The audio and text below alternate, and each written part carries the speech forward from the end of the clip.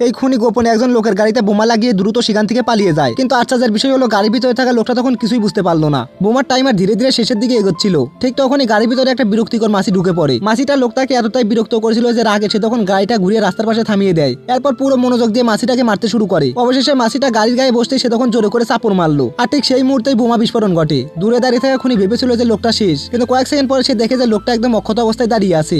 আর লোকটা তখন নিজেই ভাবতে লাগলো হয়তো সে কোনো বিশেষ শক্তি পেয়ে গেছে। পরের দিন খুনি আবার নতুন পরিকল্পনা করলো। এবার সে গাড়ির তেলের ট্যাঙ্কে গুলি চালালো। সঙ্গে সঙ্গে তখন তেল বেরোতে শুরু করলো, কিন্তু লোকটা তখনও নিশ্চিন্তে ফোনে কথা বলতে বলতে গাড়ি চালাচ্ছিল। কিছুক্ষণ পরে সে সিগারেট ধরানোর জন্য লাইটার বের করলো, কিন্তু লাইটার কাজ না করায় সেটি তখন বাইরে ছুড়ে ফেলে দিল। মাটিতে ছড়িয়ে থাকা তেলের সঙ্গে সঙ্গে আগুন ধরে গেল। দুর্ভাগ্যবশত সেই আগুনে তখন খুনির নিজের গাড়ি আটকা পড়ে যায়। আগুনে পুড়ে যাওয়ার অবস্থা দেখে সে তাড়াতাড়ি গাড়ি থেকে লাফ দেয়, আর লোকটা তখনও কিছু না বুঝে সামনে এগিয়ে যায়। এতবার ব্যর্থ হয়ে খুনিদের বস এবার তার সেরা খুনিকে পাঠায়। লোকটার গাড়ির তেল শেষ হয়ে গেলে সে তখন পেট্রোল পাম্পে যায়। সেই সুযোগে খুনি তাকে মারতে এগিয়ে আসে, কিন্তু ভাগ্য আবারও লোকটার পক্ষেই ছিল। খুনি অজ্ঞান করার ঔষধ ব্যবহার করতে গিয়ে উল্টো নিজেই ফেসে যায়। পরে নিজের অস্ত্রের কারণে তার নিজেরই মৃত্যু হয়।